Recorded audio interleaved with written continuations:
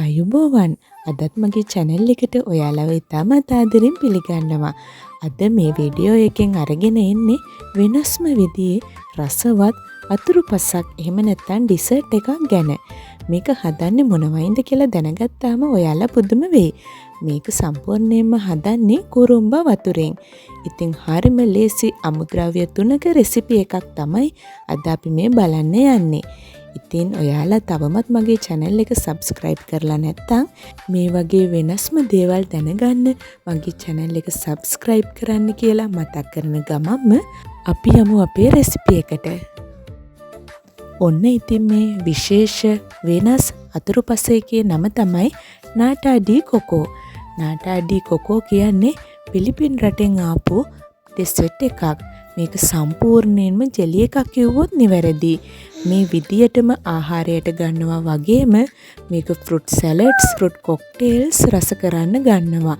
ඒ වගේම තමයි කොෆි රස කරන්න මේක මිල්ක් කොෆි වලට ගන්නවා. විශේෂම දේ තමයි මේ නාටා ඩී කොකෝ ෆෘට් ජූස් රස කරන්න පාවිච්චි කරනවා. මේ තියෙන්නේ වගේ නාටා ඩී කොකෝ දාලා රස ගන්නවපු flavored drinks.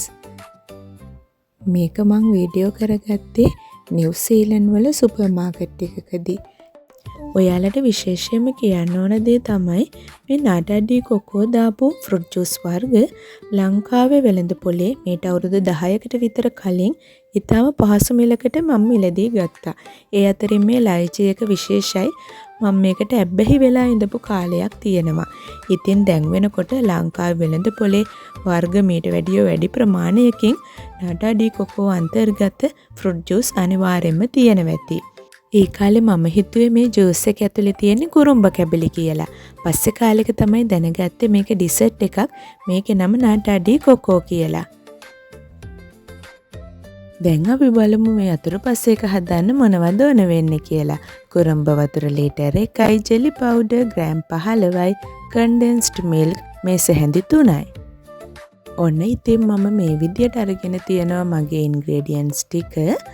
මම මෙතෙන්දී අරගත්තේ ෆ්‍රෙෂ් මිල්ක්, කන්ඩෙන්ස්ඩ් මිල්ක් නෙමෙයි. ෆ්‍රෙෂ් මිල්ක්, කන්ඩෙන්ස්ඩ් මිල්ක් දෙකේ වෙනස තමයි කන්ඩෙන්ස්ඩ් මිල්ක් වල වතුර 60%ක් අයින් කරලා ඒකට සීනි එකතු කරලා තියෙනවා. එතකොට කන්ඩෙන්ස්ඩ් මිල්ක් වලින් පැණි රසක් එනවා. ඉතින් මම පැණි රස අඩු කරපු කෙනෙක් නිසා මේකට ෆ්‍රෙෂ් මිල්ක් ගත්තා. ඊට පස්සේ මම ඉන්නේ පිටරටක නිසා ෆ්‍රෙෂ් කුරුම්බ වතුර හොයාගන්න බැරි නිසා මෙන්න මේ විදියට බෝතල් කරපු එකක් තමයි ගත්තේ. හැබැයි මේක preservative free, fat free, genetically modified කරලා නැහැ. natural water එකක් කියන එක මේකේ සඳහන් වෙලා තියෙනවා. මම තව දුරටත් මේකේ ingredients පැත්ත හරවලා ඔයාට පෙන්නුවොත් ඔයාලට පෙනේවි මේකේ අන්තර්ගත වෙන්නේ සම්පූර්ණයෙන්ම coconut water පමණයි, flavors නැහැ.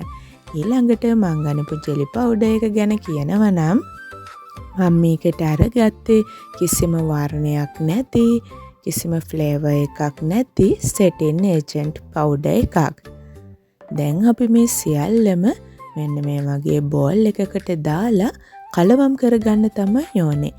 මුලින්ම මම මේකට ජෙලි පවුඩර් ග්‍රෑම් 15 එකතු කරගන්නවා.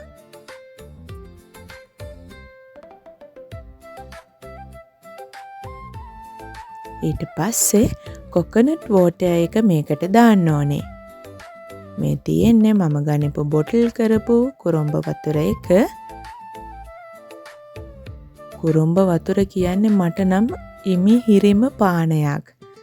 මේක පිලිපින් රටේ අතුරුපසක්නේ. පිලිපින් රටේ මේ පොල් සම්බන්ධව කුරුම්බ වතුර සම්බන්ධව කරපු පර්යේෂණ කිහිපයක් මම කියවලා තියෙනවා. කුරුම්බ වතුරවල බොහොම විශ්මිත ගුණ කිහිපයක් මට ඒවයිදි දැනගන්න ලැබිලා තියෙනවා. ඒ හැරත් අපි සාමාන්‍යයෙන් දන්නවනේ කුරුම්බ වතුර කියන්නේ අපේ ශරීරයේ දාහය නිවාලන මුත්‍රා මාර්ගයේ ක්‍රියාකාරීත්වයට බොහොම හිතකර දායකත්වයක් දක්වන පානයක් කියලා. ඊළඟට මම මේකට කලින් මැනලා සූදානම් කරගනිපු ෆ්‍රෙෂ් මිල්ක් ටික එකතු කරනවා. දැන් මේ ටික හොඳින්ම කලවම් කරන්න ඕනේ.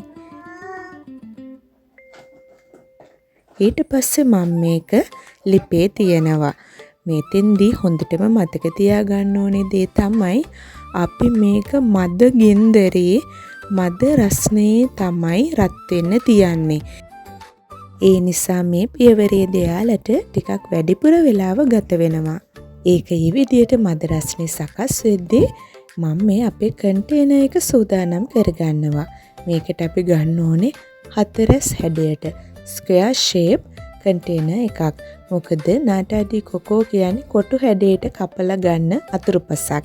එතකොට අපි මේක දාගන්නත් ඕනේ ස්ක්වෙයාර් ෂේප් භාජනයකට.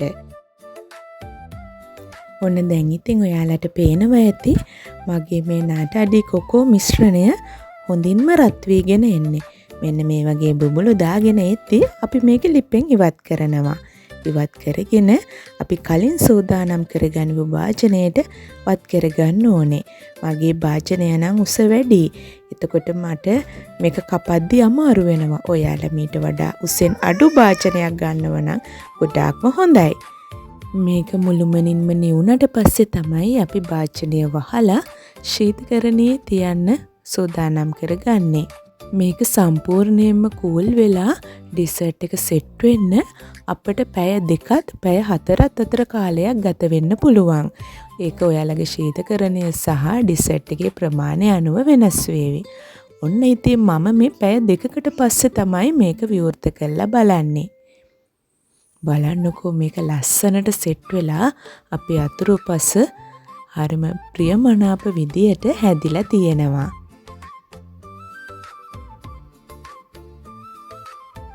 මේක ලස්සන ජෙලි එකක්. දැන් අපි මේක බොහොම පරිස්සමෙන් කෑලි වලට කපා ගන්න ඕනේ.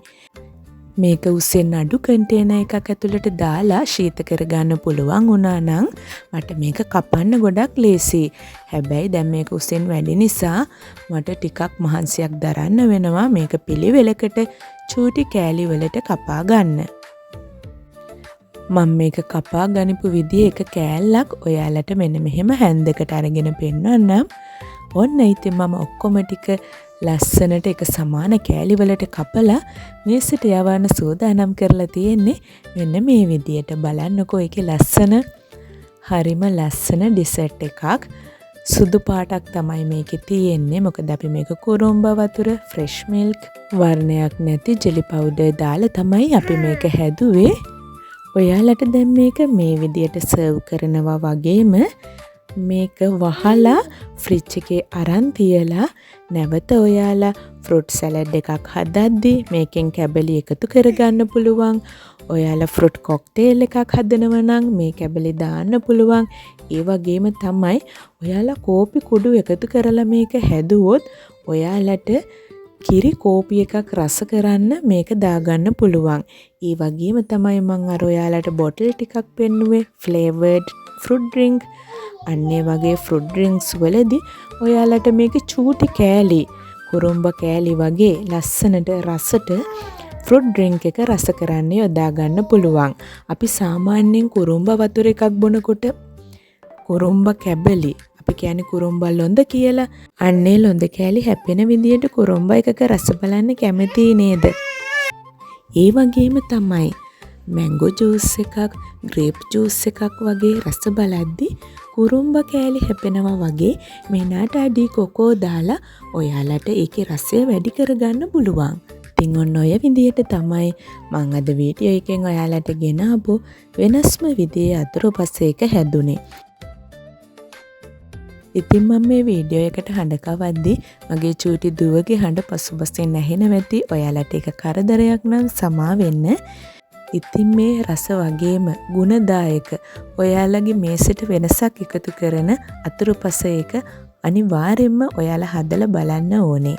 ඉතින් මේ වීඩියෝ එක ඔයාලට වැදගත් වුණා කියලා හිතනවා නම් මේ වගේ තවත් වැදගත් වීඩියෝ නරඹන්න මගේ channel එක subscribe කරන්නත්, like, comment, share කරන්නත් අමතක කරන්න එපා.